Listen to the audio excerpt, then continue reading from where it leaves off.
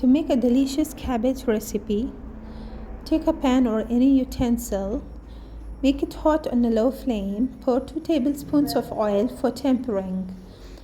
Add few mustard seeds, curry leaves, green chilies and whole red chilies and saute it well until it is done.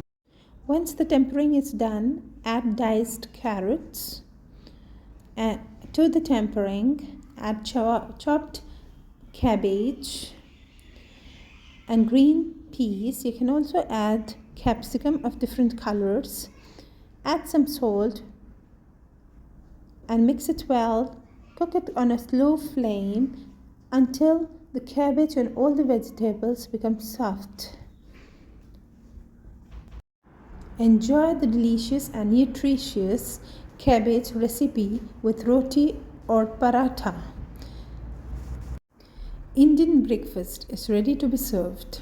Enjoy cooking.